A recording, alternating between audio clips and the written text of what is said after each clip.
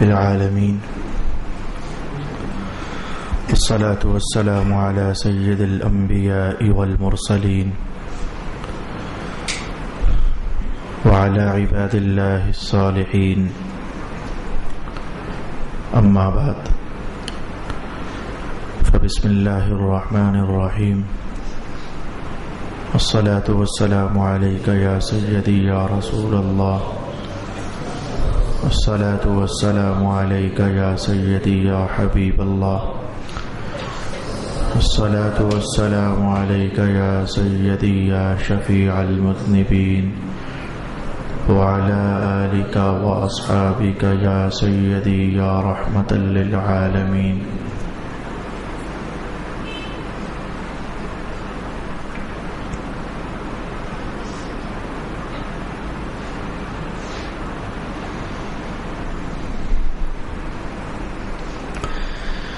قابل عزت دوستو، بزرگوں اور بھائیوں،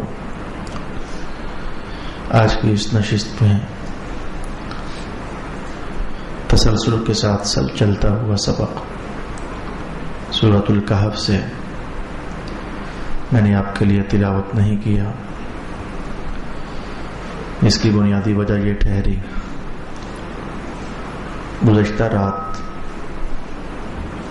ایک صاحب کے گھر میں حج کے عنوان پر نشست قائم تھی، تو میں نے وہاں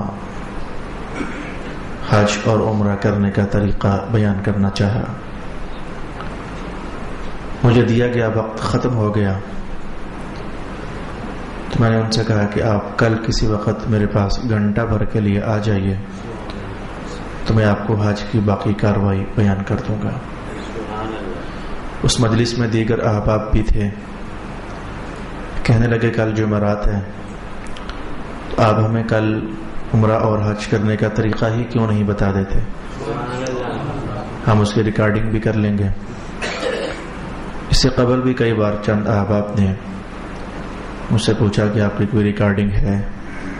میں نے ہمیشہ یہی کہا کہ سیڈیز مل جاتی ہیں، آپ دیکھ لیں، کتابیں مل جاتی ہیں، آپ پڑھ لیں، مدنی چینل چل رہا ہے وہاں سے دیکھ لیں، فائدہ ہو جائے گا. تو پھر کل کے اس واقعہ کے بعد رغبت بھی ہو گئی اور توفیق بھی. آج میں آپ کو انشاءاللہ العزیز عمرہ اور حج کرنے کا طریقہ بیان کرنے کا ارادہ کروں گا. اس نشست میں جو خاص کر کے عمرہ کرنے کے لیے جا رہے ہیں اور حج کرنے کے لیے، وہ اس کو توجہ اور دھیان کے ساتھ سماعت فرما لیں.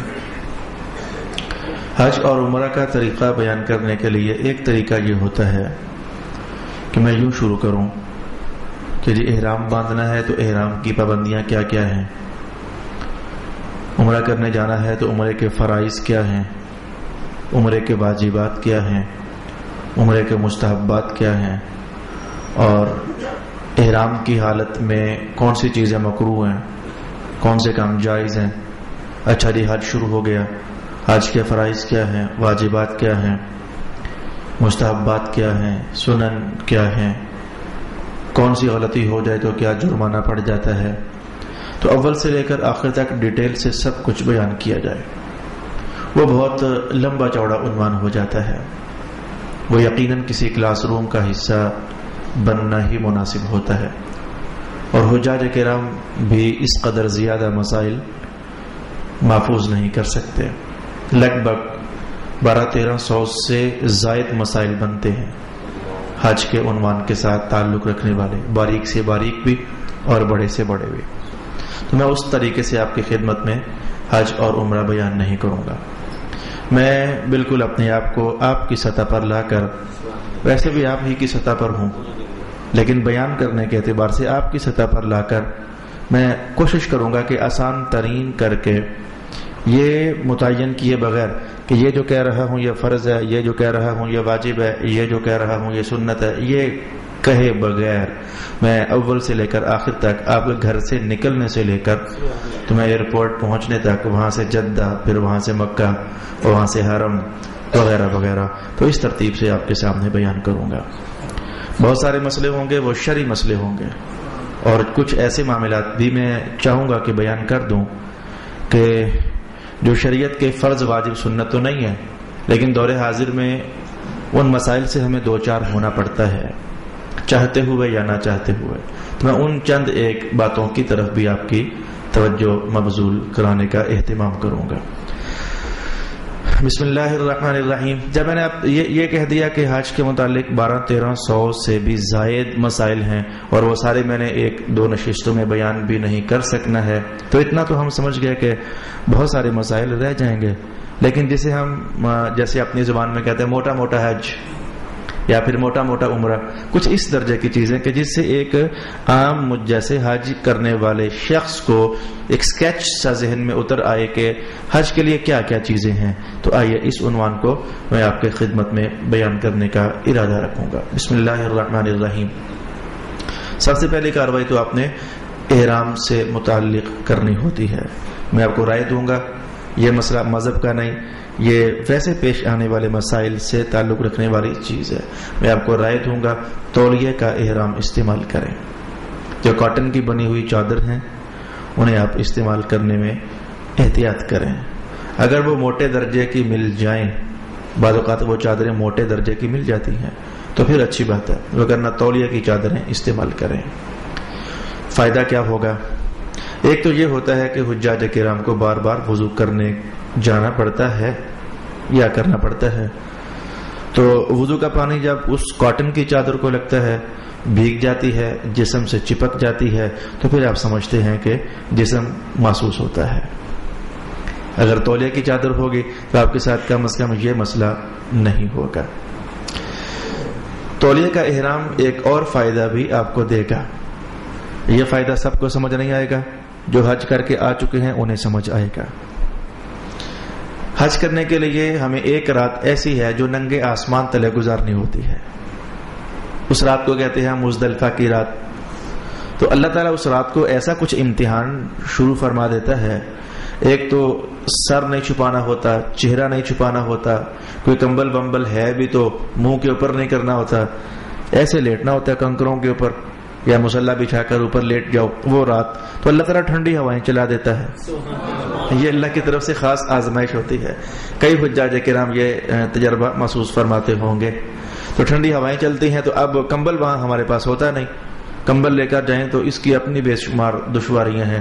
تو اس موقع پر آپ کو میری یہ رائے مزہ کرے گی، وہ تولیے والا جو احرام ہے، نیچے والی چادر تولیہ جو باندھا ہوا ہے وہ تو نیچے باندھا ہوا ہے، جو اوپر ہم بکل لگاتے ہیں جس چادر کی تولیے کی، تو وہ اسی کو آپ اوڑھنے والی چادر بناتے ہوئے آپ اپنے اوپر ڈال لیں. وہ قدرے ذرا موٹا ہوگا، وہ ٹھنڈی رات گزارنا آپ کے لیے آسان ہو جائے گا. یہ میری دوسری رائے تھی. آپ اس رائے کا دوسرا فائدہ تھا کہ آپ چادر کی بجائے آپ تولیے والا احرام استعمال فرما لیں. حجاج کرام دوسری بات آپ سے کہنا چاہوں گا، مہربانی کرتے ہوئے ادھر کے ماحول کو ادھر چھوڑ دیں، ادھر کی فیسلٹیز کو ادھر چھوڑ دیں، ادھر لوگوں کی باتوں کو ادھر چھوڑ دیں. میری مراد کیا ہے؟ اپنے سفر میں ہلکے پھلکے کپڑے ساتھ لے کر جائیں. اگر آپ صرف 4 عدد سوٹ ساتھ لے جائیں تو آپ کے 40 دن زبردست گزر جائیں گے. یہ 2-3 کاٹنے ہیں، 4-5 وہ ہیں، 3-4 وہ سوٹ ہیں. یہ کاٹن تو لے کر ہی نہ جائیں، وہاں جا کر آپ پریشان ہو گے. کیونکہ میں نے کہا تھا کہ کئی طرح کے مسائل آئیں گے. اگر آپ وہاں سے لانڈری سے اپنے کپڑے واش کرواؤ گے، دھوبی سے دھلواؤ گے، تو جب ہر بار آپ کو 15 ریال دینے پڑیں گے نا، آپ پریشان ہو جاؤ گے. کاٹن تو ایک دن نکالتی ہے، تو اگلے دن پھر 15 ریال، تو اگلے دن پھر 15 ریال. اب جب وہ کیلکولیٹر لے کر بیٹھو گے پریشانی سی بن جائے گی. کاٹن تو چلو لے جائیں لیکن استعمال بڑی کم. 4 سوٹ بس کرتے ہیں، اور یہ 2011 میں بول رہا ہوں، لہذا اس میں آپ جو جاؤ گے سردی وہاں ہوگی نہیں، سردی وہاں ہوگی ہی نہیں. میں دسمبر میں گیا تھا تو تب سردی نہیں تھی. بس مدینہ شریف کی جو راتیں ہوتی ہیں 8 یا 9، ان میں صبح تھوڑی سی ٹھنڈک کا ایک احساس ہوتا ہے، یا ٹھنڈک کی ایک لہر ہوتی ہے، اور ایسے ہی عشاء کے بعد ایک ٹھنڈک کی نرم سی لہر ہوتی ہے. بس اتنی ہی کوئی سردی. باقی مکہ میں تو سردی پڑتی نہیں ہے، یہ بات یاد کر لیجئے. مکہ میں 2 چادریں باندھ کر پھرنے والے اگر آ گئی سردی تو وہ تو بیچارے کنگڑ گئے. تو اللہ تعالیٰ مکہ میں سردی ڈالتا ہی نہیں ہے اور 12 مہینے وہاں گرمی رہتی ہے. تو میں نے کہا کہ 4 کو سوٹ وہ بھی ویٹ لیس ہلکے پھلکے لے جائیں, آپ کا سفر بڑا خوش رہے گا. ورنہ کپڑے سنبھال کر اور دھو کر کے تو آپ کے حج کی آدھی لذت ویسے ہی ادھر ادھر ہو جائے گی. چھوٹی سی رائے اور بھی ہے, وہاں جا کر جوتا بھی سنبھالنا ہوتا ہے. اگر جوتا آپ باہر رکھ کر, جیسے یہاں مسجد میں ہم داخل ہوئے تو جوتا ادھر ہی رکھ دیا, وہاں اگر جوتا رکھ کر آپ جاؤ گے, فرسٹ ٹائم جب میں گیا تھا 99 میں تو مجھے نہیں تھا پتا کہ یہاں یہ کچھ بھی ہوتا ہے. جوتا اٹھا چوری نہیں ہوتا, وہ صفائی کرنے والے جو ہوتے ہیں ان کی مجبوری ہوتی ہے, ہر گھنٹے بعد یا پونے گھنٹے بعد وہ ان کی ڈیوٹیز ہوتی ہیں, صفائی کرنی ہے. تو بڑے بڑے ویپروں کے آگے جو کچھ بھی آ گیا فرش پر پڑا ہوا وہ وہاں رہے گا نہیں, انہیں فرش صاف کر دینا ہے. تو اگر جوتے آپ باہر چھوڑ کر جاؤ گے, جب ٹھیک 15-20 منٹ کے بعد بھی واپس آؤ گے تو صرف آپ ہی کا نہیں, کئی سینکڑوں حاجیوں کا بھی جوتا وہاں نظر نہیں آئے گا. وہ حرم کو صاف رکھنا یہ ان کی مجبوری ہوتی ہے. لہذا کیا کریں, ایک ہلکے پھلکے کپڑے کا چھوٹا سا تھیلا سی کر اپنے ساتھ رکھ لیں. تھیلا میں نے اس لیے کہا کہ اگر جوتا ویسے ہی اٹھا کر اندر لے جاؤ گے کچھ اچھا سا بھی نہیں لگے گا آپ کو. ہم پاکستانی لوگ ہیں, بہت زیادہ ادب اور احترام کے دائرے میں رہنے والے, پھر ہم نے ابھی جا کر قرآن حکیم بھی پکڑنا ہوگا, پھر دل میں یہ بھی خیال آتا ہوگا کہ کچھ تو ذرے جوتے کے ساتھ لگے ہوئے کہیں اندر نہ چلے جائیں.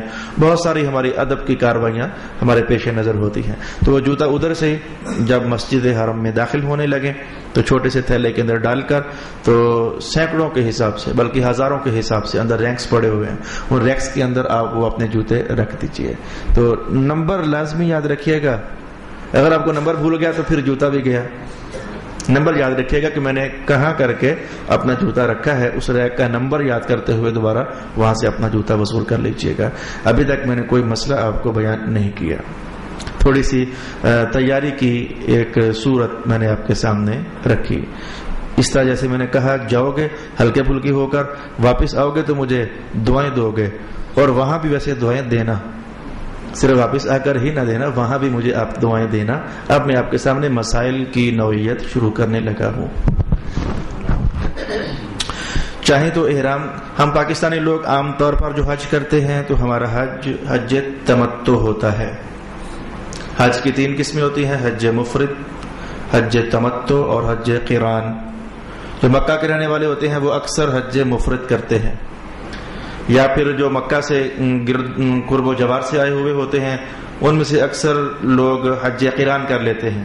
مکہ والوں کے لیے مفرد ہی ٹھیک ہے, اور جو باہر سے قریب ترین سے آنے والے ہیں ان کو حج قران سوٹ کر جاتا ہے, لیکن پاکستان والوں کو حج تمتع ہی سوٹ کرتا ہے. میں تینوں کی قسمیں صرف اتنا سا کہہ کر کے کہہ دوں گا کہ صرف حج کے لیے ہم پاکستان سے احرام باندھ کر جائیں تو اس کا نام ہے حج مفرد, اور اگر ہم یہاں سے عمرہ اور حج دونوں کا اکٹھا ہی احرام باندھ لیں تو اس کا نام ہوگا حج قران. اور اگر ہم یہاں سے چلیں تو صرف عمرے کا احرام باندھیں, حرم پہنچ کر عمرہ کر کے فارغ ہو جائیں تو پھر حج کے دن آنے تک ہم وہاں رہیں, پھر حج کا دن آ جائے ہم دوبارہ سے احرام باندھیں تو حج بھی کر لیں. تو یہ مکمل سیٹ اپ, اس کا نام ہوتا ہے حج تمتع. تمتع کا معنی ہوتا ہے فائدہ اٹھانا. تو ایک سفر میں ہم نے ڈبل فائدہ اٹھا لیا, اس لیے اسے عربی میں کہہ دیتے ہیں تمتع, یعنی فائدہ اٹھا لیا, اور ہماری زبان میں فائدہ اٹھانا ہی ہوا. تو ہم کرتے ہیں عام طور پر حج تمتع. تو حج تمتع میں یہ ہوتا ہے کہ یہاں سے ہم نے عمرہ کا احرام باندھ کر جانا ہے, عمرہ کر کے تو فارغ ہو جانا ہے, پھر ویسے ہی رہنے لگ جانا ہے جیسے ہم یہاں رہتے ہیں. حرم میں آنا جانا لگا رہتا ہے, عبادت چلتی رہتی ہے. حج کا موسم جب پھر آتا ہے چند دنوں کے بعد, جب باقی حج کرنا ہوتا ہے تو حج کا احرام باندھ لیا جاتا ہے. لہذا گھر سے ہم چلیں گے تو عمرے کا احرام باندھ کر. اب عمرے کا احرام باندھنے کے لیے پہلی بات یاد رکھیے, چاہیں تو گھر سے احرام باندھ لیں اور چاہیں تو ایئرپورٹ پر جا کر احرام باندھ لیں. اگر کوئی عالم درجے کا بندہ ہے جسے احرام کی پابندیاں خوب یاد ہیں, یا جو صاحب علم درجے کا آدمی ہے جسے پتہ ہے کہ احرام میں کیا کچھ کرنا ہے اور کیا کچھ نہیں کرنا, وہ تو گھر سے ہی باندھ لے. اسے پتہ ہے کہ گھر سے لے کر ایئرپورٹ تک کا ٹائم جو 5-6 گھنٹے وہاں رکنا وغیرہ, یہ جو ٹائم لگتا ہے تو خیر ہے, مجھے پابندیاں پتہ ہیں, میں بچا رہوں گا, تو وہ تو گھر سے ہی احرام باندھ لے. اور اگر ہم جیسا بندہ ہے سادہ پبلک لے مین، تو ہم کیا کریں؟ ہم ایئرپورٹ پر جا کر احرام باندھیں. ہمارے لیے سہولت یہی ہے. جس قدر احرام ہمارا کم زمانے میں ہوگا تو پابندیوں کی خلاف ورزی بھی ہماری کم ہی واقع ہوگی. کئی غلطیاں واقع ہو جاتی ہیں احرام کے اندر، کئی چیزیں نہیں کرنی ہوتی، تو چونکہ کبھی کبھی تو یہ ہوتا ہے، بہت ہی کبھی کبھی تو وہ باتیں پھر بھول بھال جاتی ہیں، تو کئی پابندیاں ہم توڑ بیٹھتے ہیں اور جرمانے لازم آ جاتے ہیں.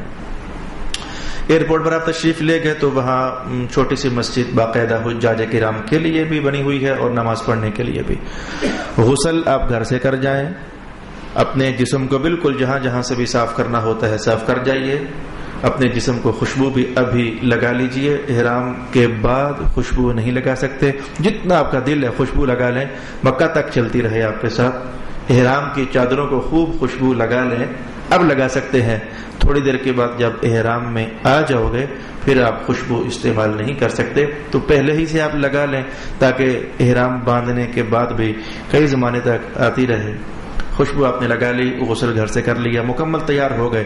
صرف ایئرپورٹ پر جا کر آپ نے کپڑے چینج کرنے ہیں اور احرام کی 2 چادریں پہننی ہے یا باندھنی ہے، تو آپ نے احرام میں آ جانا ہے. تو آئیے ہم مسجد میں چلتے ہیں. وضو کر لیا، ایئرپورٹ سے ہم نے وضو کر لیا. وضو کرنے کے بعد ہم مسجد میں داخل ہو گئے. عام طور پر حجاج کرام مسجد کے اندر ہی وہ احرام کی چادریں باندھتے ہیں اور اپنا نارمل ڈریس اتارتے ہیں. وہاں ذرا احتیاط کے ساتھ کیجیے گا. چادریں باندھنے میں اور اپنے پہلے کپڑے اتارنے میں احتیاط سے کام لیجیے گا. کئی بار وہ چادر گر جاتی ہے باندھنے سے پہلے ہی، تو پھر اچھا نہیں رہتا. لہذا پہلے چادر باندھ لیں، پہلے چادر باندھ لیں اور اس کے بعد پھر اپنا شلوار اتاریں. یہ ایک مخصوص قسم کی احتیاط ہے جو آپ کو شرمندگی سے بچا سکتی ہے. اب یہ مذہب کی کتابوں کے اندر یہ بات بطور مسئلہ نہیں ہے، یہ آپ کو بتا رہا ہوں کہ یہ آپ شرمندگی سے بچ جاؤ گے. پہلے آپ احرام کی چادر باندھ لیں نیچے والے، اس کے بعد آپ شلوار اتار دیں. پھر آپ اوپر قمیض بھی اتار دیں، بنین شین سب کچھ. اوپر والی چادر جیسے عام ہم بکل لگاتے ہیں تو ایسے اوپر آپ لے لیجئے. سب سے پہلے 2 رکعتیں پڑھنی ہوتی ہیں. احرام میں داخل ہونے کے لیے ہمیں سب سے پہلے 2 رکعتیں پڑھنی ہوتی ہیں. چادریں تو باندھ لیں. ویسے یاد رکھنا بطور علمی ذوق کے، ان چادروں کا نام احرام نہیں ہے. ہم پبلک لوگ یہی سمجھتے ہیں کہ یہ احرام ہے. ان چادروں کا نام احرام نہیں ہے. احرام تو اپنے اوپر بہت ساری حلال چیزوں کو حرام کرنے کا نام ہے. ابھی ہم نیت کر لیں کہ میں عمرے کے لیے تیار ہو گیا، نیت کرتے ہی بہت ساری چیزیں حلال جو تھیں تو اب حرام ہو گئی، تو وہ نیت کر کے آپ ادھر سے ادھر گئے، بیٹھے ادھر ہی ہوئے ہیں لیکن ذہنی طور پر ادھر اس پوزیشن سے اس پوزیشن میں گئے، اس کا نام ہے احرام. چادریں تو بطور ایک سنت ہے، جیسے اور بہت سارے کام سنت ہیں، ان میں سے ایک چادریں بھی سنت ہے. ایک بندے نے چادریں باندھی ہوئی ہیں تو اس نے نیت کوئی نہیں کی، ویسے ابھی تک پھر رہا ہے، تو وہ احرام میں تو داخل نہیں ہوا ابھی تک. مذہب کے ترازو کے مطابق وہ ابھی تک احرام میں تو داخل نہیں ہوا. تو چادریں باندھنے کا نام احرام نہیں ہے. احرام اصل میں نیت کر کے تو عمرے کی پوزیشن میں آ جانے کا نام ہے. چادریں آپ نے باندھ لیں تو اب ہم نے 2 نفل ادا کرنے ہیں. تو 2 نفل ادا کرنے کے لیے حسب معمول اپنا تولیہ سر پر رکھیں. ننگے سر ابھی ہم نے جب احرام میں داخل ہو جائیں گے تو پھر سر ننگا رہا کرے گا جب تک احرام سے واپس پلٹ نہیں آتے. تو لیکن ابھی تک ہم احرام میں داخل نہیں ہوئے، ہونے لگے ہیں، تو کیا کر رہے ہیں؟ 2 نفل پڑھیں گے ہم. تو اس کے لیے چادر سر کے اوپر ہی باقاعدہ آپ رکھیں. ہو سکے تو پہلی رکعت میں قل یا ایھا الکافرون ملائیں الحمد کے ساتھ، اور دوسری رکعت میں قل ھو اللہ احد ملائیں الحمد کے ساتھ. سلام پھر گیا. سلام پھرنے کے فوراً بعد یہ نفلوں کے بارے میں ایک مخصوص بات یاد رکھیے، یہ تب پڑھنے ہیں جبکہ وقت مکروہ نہ ہو. آپ عصر کے بعد احرام کی چادریں باندھنے لگے ہو تو آپ یہ نفل نہیں پڑھ سکتے. عصر کے بعد نفل پڑھنے جائز نہیں ہوتے. آپ فجر کے وقت میں احرام باندھنے لگے ہو، مثلا اب میں وہی لینگویج بول رہا ہوں جو آپ جانتے ہو، احرام باندھنے لگے ہو یعنی چادریں، تو فجر کے سارے وقت میں نفل پڑھنے جائز نہیں ہوتے. لہذا اب آپ وہ نفل فی الحال نہیں پڑھ سکتے. تھوڑا سا احرام لیٹ کر لیں یا پھر نفل رہنے دیں، یا احرام لیٹ کر لیں تاکہ نفلوں کا ٹائم شروع ہو جائے، یا پھر نفل چھوڑ دیں ڈائریکٹ ہی نیت کر لیں، یا پھر نفل بہت پہلے پڑھ چکے ہیں، مکروہ وقت میں نفل نہیں پڑھ سکتے. ہم نے 2 رکعت نفل ادا کیے. اور سر سے چادر اتار دیجئے، دعا کر لیجئے. ابھی تک بھی اگر دعا کے وقت بھی چادر سر پر ہے تو ابھی تک بھی کوئی حرج نہیں ہے. نیت کرنے کے فوراً بعد پھر سر پر نہیں رہنی چاہیے. ہم اب 2 رکعت پڑھنے کے بعد نیت کرنے لگے ہیں عمرے کی، اور نیت کے فوراً بعد ہی ہم احرام میں داخل ہو جائیں گے. تو نیت عربی زبان میں آتی ہے تو ماشاء اللہ، اللہم انی ارید العمرۃ فیسرها لی وتقبلها منی. تو اگر عربی یاد نہیں ہے تو اردو میں بھی کہہ سکتے ہو، اے اللہ تعالی میں عمرہ کا احرام باندھ رہا ہوں، عمرہ کا ارادہ کر رہا ہوں، تو اسے میرے لیے آسان بھی کر دے اور اسے میری طرف سے قبول بھی فرما لے. اتنی سی نیت ہے، صرف کوئی لمبی چوڑی نہیں ہے. میں عمرہ کا ارادہ کر رہا ہوں تو اسے آسان بھی کر دے اور قبول بھی فرما لے. یہ نیت کرنے کے فوراً بعد اب آپ کہو گے لبیک اللہم لبیک لبیک لا شریک لک لبیک ان الحمد والنعمت لک والملک لا شریک لک. 3 بار کم از کم کہہ لیں. 1 بار لازم ہے اور 3 بار افضل ہے. 3 بار یہ پڑھیں، اس کا نام ہوگا تلبیہ. یہ کہنے کے فوراً بعد اب آپ احرام میں داخل ہو گئے. بہت ساری حلال چیزیں آپ کے لیے حرام ہو گئیں. 2-3 کا نام لیتا ہوں صرف سمجھانے کے لیے. اب آپ اپنی زوجہ سے قریب نہیں جا سکتے، قریب جانے والی ادائیں بھی نہیں دکھائیں گے، خوشبو نہیں لگائیں گے، سلا ہوا کپڑا نہیں پہنیں گے، پاؤں کو چھپا لینے والا جوتا نہیں پہنیں گے، بوٹ ووٹ جرابیں نہیں پہنیں گے، سر کو ننگا رکھیں گے، اپنے چہرے کو کپڑے سے نہیں چھپائیں گے، رومال سے اپنا منہ صاف نہیں کریں گے، ٹاول استعمال نہیں کریں گے، ٹشو استعمال نہیں کریں گے، وغیرہ وغیرہ. تو اب بہت ساری حلال چیزیں ہمارے لیے حرام ہو گئیں. تو اس اتنی کاروائی کا نام ہے کہ ہم احرام میں داخل ہو گئے. اب کے بعد آپ کے لیے افضل ترین عبادت جب تک آپ احرام میں ہو. یہ احرام کو سمجھانے کے لیے میں آپ کو ایک مثال دیتا ہوں تاکہ آپ سمجھ جاؤ کہ احرام میں آنا کیا ہے اور احرام سے نکلنا کیا ہے. جیسے ہم نماز پڑھتے ہیں اللہ اکبر کہہ دیا تو بہت ساری حلال چیزیں حرام نہ ہو گئیں. باتیں کرنا حلال تھا لیکن اب حرام، کھانا کھانا حلال تھا نماز سے پہلے اب حرام، چلنا پھرنا نماز سے پہلے حلال تھا اب حرام. تو یہ وہ چیزیں حلال تھیں تو حرام ہو گئیں. تو یہ مسلسل ایسے ہی چلتا رہے گا جب تک سلام نہ پھیر لیں. سلام پھیرتے ہی فوراً یہ سارے کام پھر حلال ہو جائیں گے. جیسے یہ ایک ٹائم پیریڈ ہوتا ہے جس میں ہمیں پابندیاں نبھانی پڑتی ہے، احرام کا بھی ایک ٹائم پیریڈ ہوتا ہے. نیت کرنے سے احرام شروع ہوتا ہے اور ٹنڈ کروانے پر ختم ہوتا ہے. وہ ٹنڈ کروانے کا وقت ان قریب آئے گا. حلق کرواتے ہی ہم احرام سے باہر ہو جائیں گے. سمجھو کہ ٹنڈ کروانا یہ احرام کا سلام ہے. سمجھنے کے لیے جان لیجئے جو ہی ہم ٹنڈ کروائیں گے تو احرام کی ساری پابندیاں ختم، ہم پھر سے ایزی ہو جائیں گے. تو اب جب تک احرام میں ہو مسلسل کئی وقتوں میں آپ کے لیے افضل ترین عبادت کون سی ہوگی یہ پڑھنا. لبیک اللہم لبیک لبیک لا شریک لک لبیک ان الحمد والنعمت لک والملک لا شریک لک. اور اسی کو پڑھیں. جب بھی پڑھیں کم از کم 3 بار پڑھیں اور وقفہ ڈالیں، خاموش ہو جائیں، لیکن جب بھی پڑھیں تو کم از کم 3 بار پڑھیں. اور مانا اس کے آپ کو پتا ہے مولا پھر میں آ رہا ہوں، مولا پھر میں آ رہا ہوں، اے میرے اللہ پھر میں آ گیا ہوں، حاضر ہو گیا ہوں. بندہ بار بار اپنے اللہ سے کہے مولا میں آ گیا ہوں. پھر یہ بار بار کہنے میں بڑا راز ہے. یہ التجائیں اللہ کو بڑی اچھی لگتی ہیں. میرا بندہ بار بار کہہ رہا ہے کہ میں آ گیا میں آ گیا میں آ گیا، مولا میں آ رہا ہوں، کرم کرنا، پھر تو رب ہے ہمارا، تو مالک ہے ہمارا، تو بس چھوڑ دے ہمیں. بس یہ التجائیں ہیں گویا بار بار کہنی ہے. اس موقع پر ایک حدیث پاک کا عنوان بہت ڈرا دینے والا ہے، مجھے یاد پڑ رہا ہے. امام زاہبی نے اس حدیث کو نقل کیا ہے الکبائر کے اندر.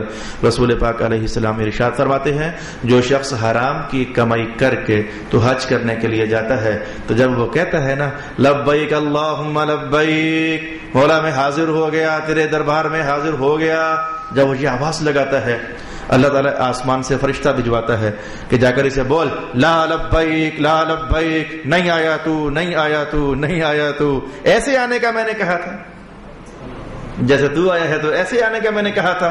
خطرناک عنوان ہے. اللہ تعالیٰ حلال کی کمائی ہی سے ہمیں عمرہ اور سعادت نصیب فرمائے، ورنہ جا کر بھی تو صرف زیارت ہی نصیب ہوگی. وہ جو ثمرات ہیں اور نتائج ہیں وہ نہیں. حج ہوگا تو ثمرات میسر ہوں گے نا. اور حرام کی کمائی کا حج جو ایک ایکسرسائز ہے لیکن وہ مذہب کے درجے میں حج نہیں ہے. جیسے بغیر وضو کے نماز پڑھ لی، ایکسرسائز تو ہے لیکن وہ فرض جو ہے وہ ادا نہیں ہوا.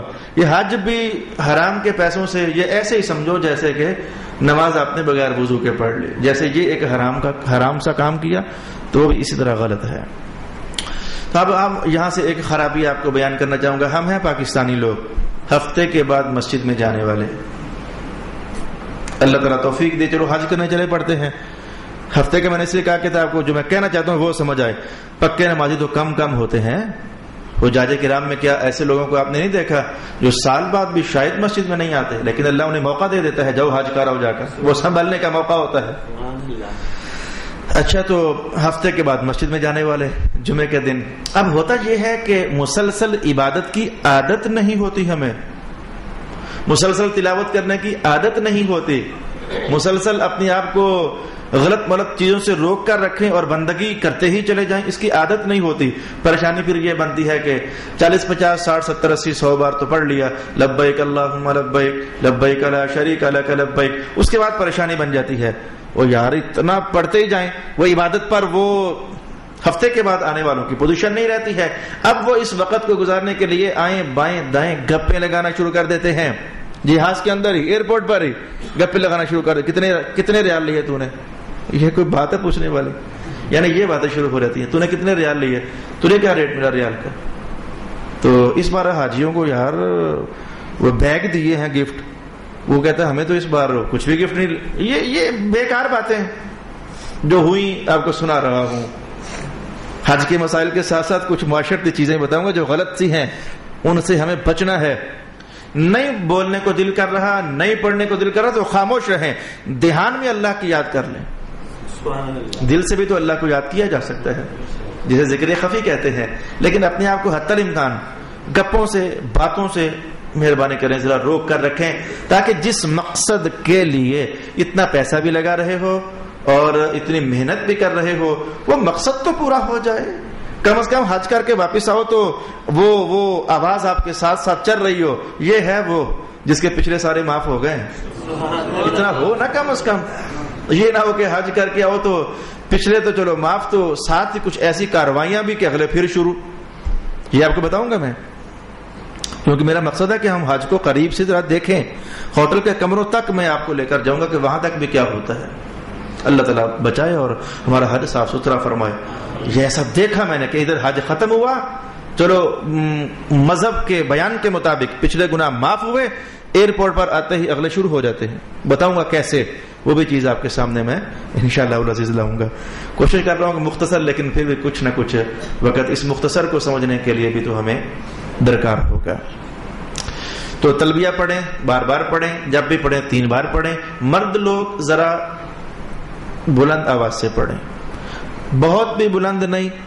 مثلاً ساتھ والے کو آ جائے اتنی کو بلند، وہ آپ خود محسوس کر سکتے ہیں، ماحول کو دیکھ کر ایڈجسٹ کر سکتے ہیں. کتنی کو بلند ہو تو ساتھ والے کو آ جائے گی. بہت اونچی بھی کوئی مقصد نہیں ہے. لیکن خواتین تلبیہ جب بھی پڑھیں گی آہستہ پڑھیں گی، ان کی آواز اوروں تک نہیں جائے گی. بس جیسے کہ میں آپ کو پڑھ کے بتاؤں لبیک اللہم لبیک، یہ بھی میں نے آواز زیادہ نکال لی ہے تاکہ آپ کو سمجھ آئے کم از کم اتنی کو ہو. لبیک لا شریک لک لبیک ان الحمد والنعمت لک والملک لا شریک لک. خواتین کو بھی اوروں کو دیکھا دیکھی اونچی تلبیہ پڑھتے میں نے خود سنا. یہ غلطی ہے. خواتین بلند آواز سے تلبیہ نہ کہیں. تلبیہ پڑھتے پڑھتے آپ کو جہاز میں نیند بھی آ جائے گی، کوئی بات نہیں، سونے دیں اپنے آپ کو. وضو آپ کو کئی بار کرنا پڑے گا. احرام میں آنے کے بعد 1.5-2 گھنٹہ تو مزید ایئرپورٹ پر آپ کو لگ جائیں گے. پاکستانی ایئرپورٹ پر کئی بار استنجا کی حالت ہو جاتی ہے. پھر آپ جہاز میں 4.5 گھنٹے کا سفر، وہ لیٹ ہو جائے تو 5 گھنٹے. پھر آپ نے جدہ جب پہنچنا ہے تو کبھی 2 گھنٹوں میں آپ فارغ ہو جاؤ گے. کبھی فلائٹس اگر 2 آئی ہیں اکٹھی تو آپ کو 3 گھنٹے لگ جائیں گے. اگر ترکی سے بھی آئی ہے، ایران سے بھی آئی ہے، پاکستان سے بھی ہے، بنگلہ دیش 5-6 فلائٹیں اکٹھی ہوگی، آپ کو 7 گھنٹے بھی لگ جائیں گے. اب وہاں کا شیڈول جو ہے وہ آپ کو پتہ نہیں ہوگا، تو یہ کافی سارا ٹائم آپ کو لگتا ہے، تو وضو آپ کو کرنا پڑے گا بار بار۔ وضو کرنے میں خاص بات جس کی احتیاط کرنی ہے وہ کیا ہے؟ ہم پاکستان میں وضو یوں کرتے ہیں، یعنی احرام سے باہر ہوں تو وضو یوں کرتے ہیں۔ غور سے دیکھ لیجئے، خاص کر کے حجاج کرام غور کریں۔ میرا سبق اس درجے کا نہیں ہے جو آپ کو بڑے علماء بیان کریں گے، وہ تو خالص نتھرے ہوئے مسائل بیان کرتے ہیں۔ میں ذرا ساتھ اپنا ماحول بھی چلا رہا ہوں کہ ہم کیا کرتے ہیں۔ پاکستان میں ہم نے پانی لیا، چہرے پر ڈالا اور ذرا خوب ملا، ہر طرف سے خواتین بھی اور مرد بھی ملتے ہیں، پھر بازو پر پانی ڈالا تو ذرا ایسے ایسے کرتے ہیں، چاروں طرف سے ملتے ہیں۔ احرام میں ایسا نہیں کرنا۔ وجہ کیا ہوگی؟ احرام کی حالت میں جسم سے کوئی بال ہم نے نہیں توڑنا، یہ ایک مسئلہ ہے۔ احرام کی پابندیوں میں سے پابندی ہے ناخن نہیں تراشنے، اس لیے میں نے کہا کہ جو بال جہاں جہاں سے صاف ہونا پہلے ہو لیں، وہ اس لیے میں نے آپ کو بیان کیا، مسئلہ ہے بھی یہ۔ تو احرام کی حالت میں ہم نے کوئی بال جسم سے نہیں توڑنا۔ ہم جیسے لوگ جن کی داڑیاں ہوتی ہیں، میرا تو ہر وضو میں ایک آدھ بال، جب میں وہ داڑھی نچوڑتا ہوں تو ایک آدھ بال اتر آتا ہے، تو چلو باقی جن کی داڑیاں نہیں ہیں وہ اگر ان کی داڑھی سے یہ دیکھیں ایک بال اتر بھی گیا صرف پکڑنے سے۔ جن کی داڑیاں نہیں ہیں تو کم از کم وہ جب بازوؤں پر پانی ملتے ہیں تو وہاں سے کوئی نہ کوئی بال ٹوٹ جاتا ہے، مشاہدے والی بات ہے۔ اس لیے جب احرام کی حالت میں آپ وضو فرمائیں تو یوں کیجئے گا کہ پانی لے لیں، اور میں کہ لفظ بولوں گا چپ چپ چپ، پانی لے کر منہ پہ ڈالیں اور بس چپ چپ چپ پانی ہر طرف پہنچ جائے، ملیے گا مت، وغیرہ بال بال آپ کے ٹوٹیں گے۔ بازو کو بھی پانی استعمال کریں تو بس پانی چپ چپ کر کے تری بالوں کے اندر تک پہنچ جائے، اور ملیں مت تاکہ آپ کے بال نہ ٹوٹیں۔ یہ ایک رائے ہے میری طرف سے جو آپ کو بہت سارے جرمانوں سے بچا دے گی۔ ایک بال ٹوٹے تو جرمانہ کیا ہے؟ ایک عدد کھجور صدقہ کرنا، یا پھر ایک مٹھی بھر کر آٹے کی دینا۔ تو حجاج کرام کو میں ایک اور رائے دینا چاہوں گا کہ حج کر کے فارغ ہوں تو گھر آ کر ایک آٹے کی بوری 2.5 من پکی کر لازماً صدقہ کریں۔ کیا وجہ ہوگی؟ کیا وجہ ہوگی؟ وضو کرنے میں کئی بار بال ٹوٹیں گے، تولیے کا احرام میں تو جب چادر بندہ لیتا ہے تو چادر موڈوں کے پچھلے جو بال ہوتے ہیں وہاں رگڑ کھاتی ہے تو بال ٹوٹ جاتے ہیں۔ ہم جب احرام کی حالت میں لیٹتے ہیں تو لیٹنے میں بندہ 5 سال لیتا ہے تو وہاں بال ٹوٹ جاتے ہیں۔ 4.5 گھنٹے جب ہمیں جہاز میں بیٹھنا پڑتا ہے تو وہاں کبھی ذرا ریلیکس ہونے کے لیے کھینچ کر رگڑ کر پیچھے سے اپنے آپ کو تو ٹانگیں کھینچ لیں، یا پھر واپس اسی پوزیشن میں آ گئے، وہاں بال ٹوٹ جاتے ہیں، ٹانگوں سے بال ٹوٹ جاتے ہیں۔ لہذا یہ بال ٹوٹنے والا مرحلہ یہ بہت وسیع ترین ہے۔ بہت سارے بال ٹوٹے ہوئے ہوتے ہیں تو کیا فرق پڑتا ہے؟ اگر 100 بال ٹوٹا تو ہم 200 مٹھیاں آٹے کی دے دیں یا 400 مٹھیاں آٹے کی چلی جائیں تو کوئی حرج والی بات نہیں ہے۔ تو لہذا گھر آ کر ایک بوری آٹے کی دے ہی دینا، فائدے میں رہو گے۔ نہ دو گے تو وہ جرمانے آپ کے ذمہ باقی ہیں، وہ جرمانے جو ہیں وہ آپ کے ذمہ باقی رہیں گے۔ اچھا، تو میں نے اگلی رائے آپ کو یہ دی کہ احرام کی حالت میں ہم نے وضو کرنے میں بڑی احتیاط برتنی ہے۔ خیر سے ہم جدہ پہنچ گئے۔ جدہ پہنچ کر حاجیوں سے پہلی غلطی یہ ہوتی ہے، پاکستانی حاجی بہت جلد باز ہیں۔ آج چونکہ عنوان حاجیوں کا ہے اس لیے میں نے حاجی بولا، وگرنہ پاکستانی قوم بڑی جلد باز ہے۔ کچھ بھی انتظار کیے بغیر بھاگنا، ہر کام میں جلدی تیزی۔ ایک کام ہے جہاں تیزی نہیں ہے، مرنا، وہاں سارے کہیں گے نہ تھوڑا سا لیٹ ہو ہی جائے تو اچھا ہے، باقی ہر کام میں تیزی۔ اچھا، تیزی کام کر کے تو پھر کرنا کچھ بھی نہیں ہوتا، فارغ ہو کر تو پھر بیٹھ جانا ہوتا ہے۔ مثلا حاجی کی بات کر لیجئے، تیز تیز تیز تیز آپ نے سب کچھ کر لیا تو پھر کیا کیا؟ ہوٹل میں آ کر بیٹھ جاؤ گے، وہاں کام ہی یہ ہے اور کوئی کام آپ کو ہونا ہی نہیں ہے، تو تیز تیز کوئی بھی کام کرے کیا فائدہ؟ تو حجاج کرام کی ایئرپورٹ پر بڑی سی غلطی یہ ہوتی ہے کہ وہاں انہوں نے اپنے شیڈول کے مطابق ہمارا سامان چیک کرنا ہوتا ہے۔ شیڈول کے مطابق سامان جہاز سے اتر کر تو ہمارے کاؤنٹرز پر پہنچنا ہوتا ہے، پھر کاؤنٹر سے آگے جو ہمارے آگے ٹھیے بنے ہوتے ہیں، یہ پاکستان والوں کا کی جگہ ہے، یہ فلانوں کا پلاٹ ہے، یہ فلانوں کا، چھوٹے چھوٹے پلاٹس بنے ہوتے ہیں، تو وہاں جا کر ہمیں وہ سامان رکھوانا ہوتا ہے. پھر گاڑیاں آنی ہوتی ہیں، وہ بھی اپنی ترتیب اور شیڈول کے مطابق آنی ہوتی ہیں. پھر اس کے اندر سامان، پہلے ہمارا سامان گاڑیوں کے اوپر لادا جاتا ہے. جب گاڑیاں تیار ہو جاتی ہیں پھر ہم سے کہا جاتا ہے آؤ جی اب. اس آؤ جی اب سے پہلے ہمارے پاسپورٹ چیک ہونے ہوتے ہیں، یعنی کافی سارے مراحل ہوتے ہیں. اب ہم کہتے ہیں کہ اتنی دیر ہو گئی ہے، یہ ایجنٹوں کو ہم گالیاں نکالتے ہیں اس وقت، یہ کہاں گئے ہیں وہ فلانے صاحب، یہ طارق صاحب کہاں گئے ہیں، الیاس صاحب کہاں گئے. پاکستان میں تو بڑا آگے پیچھے ہوتے تھے، حد ہو گئی ان کی، یہاں کوئی ہمارا پرسانی حال ہی نہیں ہے. تو بھائی وہ آپ بھی جائیں گے تو انہوں نے کچھ بھی نہیں کرنا، انہوں نے بھی آپ کے ساتھ بیٹھنا ہی ہے. اگر وہ آ جائیں گے ایجنٹس تو آپ کو جلدی فارغ کروا لیں گے، ایسا نہیں ہونا. وہ آپ کا سامان چھڑوا لیں گے تو ایسا بھی نہیں ہونا، ایسا بھی نہیں ہونا. دیکھ رہے ہو وہاں ایسا بھی نہیں ہونا. یہ سارے کام وہاں نہیں ہونے. تو مہربانی کرنا زبان کو گالی گلوچ سے بچا لینا، غیبت سے اپنے آپ کو بچا لینا. یہ پہلا مرحلہ آ گیا. غلطیاں گناہ بخشوانے جا رہے ہیں لیکن راستے میں پھر کانٹے اپنے آپ کو کہیں نہ کہیں لگاتے ہی چلے جا رہے ہیں. تو آپ کو 2 گھنٹے لگیں، 3 لگیں، 4 لگیں، بیٹھو تسلی سے بیٹھو، نمازیں پڑھو، تلبیہ کرو، جو کرنے والا کام ہے، چائے پیو، جو کرنے والا کام ہے چائے پیو، ریلیکس ہو جاؤ. سامان اپنی ترتیب ہی کے ساتھ جائے گا. اب آخر کار بس میں بیٹھ گئے، میں نے آپ کو جلدی فارغ کر دیا اور 2 منٹوں میں بس میں بٹھا دیا. بس میں بیٹھے تو آپ کوشش کریں کہ بس کے اندر بھی حتی الامکان، پونے گھنٹے کا سفر ہے سارا جدہ سے لے کر مکہ تک، جو بہت ہوا تو گھنٹہ لگ جائے گا. تو آپ بس میں بیٹھ کر تلبیہ کی کثرت کریں اور اب اپنے دل کو اندر سے کہیں کہ ہو جا نرم، موقع آ گیا ہے بخشوانے کا. اب بھی یہ وقت بھی آپ باتوں میں لگا دو گے. کوئی بھی کام کرنا ہو تو پہلے تیاری کرنی چاہیے. نماز سے پہلے بھی وضو کی تیاری رکھی ہے نا اللہ تعالیٰ نے. تو عمرہ حج کرنے کے لیے جا رہے تو بار بار لبیک اللہم لبیک، خیالات میں، سوچوں میں، ہے اللہ بس چھوڑ ہی دے، آ گیا ہوں. اب کوئی اس طرح کی ارادے ظاہر کرے اللہ کے دربار میں. اب پونے گھنٹے بعد یا گھنٹے بعد آپ وہاں کی خرابی بتاؤں، بس میں بیٹھے ہوں کی خرابی بتاؤں آپ کو. اب کچھ ڈرائیورز ہوتے ہیں وہ ذرا تیز چل لیتے ہیں، کچھ ہوتے ذرا آہستہ چلتے ہیں. جن کی گاڑی رہے گی نا پیچھے وہ آپس میں لگے ہوتے ہیں، یار یہ صحیح چل رہا ہے. یہ پاکستانی باتیں کہاں کہاں کی آپ کو بتاؤں. ابھی تو آئندہ جا کر اور بھی بہت ساری بتاؤں گا نا تو ہمیں ادھر بیٹھے بیٹھے شرم آ جائے گی. بھائی تمہیں کیا لگا وہ تیز چل رہا تو جانے دو. یہ سے اپنے ڈرائیور کو پش کرتے ہیں. مقصد والی بات یہ ہے اپنے ڈرائیور کو پش کرتے ہیں. عربی آتی نہیں ہوتی، پنجابی کے اندر لگے ہوتے ہیں، اردو کے اندر، اور چل نا استاد تیز چل. اب بتاؤ یار یہ کیا مقصد ہے؟ یعنی ہم پاکستانی لوگ وہاں جا کر مذاق بنتے ہیں. جو لاسٹ ٹائم میں نے حج کیا تو 3 بار میری بےزتی اس لیے ہوئی کہ میں پاکستانی ہوں. جرم میرا کوئی نہیں تھا، بس اس نے مجھے اتنا ہی تانا مارا انت من پاکستان، قلت نعم من پاکستان. تو آپس میں ہنسنے لگے، تمسخرہ انہوں نے میرے ساتھ کیا. میں سمجھ گیا کہ میرا جرم اس وقت صرف یہ ہے کہ میں پاکستانی ہوں. تو مہربانی کریں اپنے آپ کو بھی بدنام نہ کریں اور اپنے ملک کو بھی بدنام نہ کریں.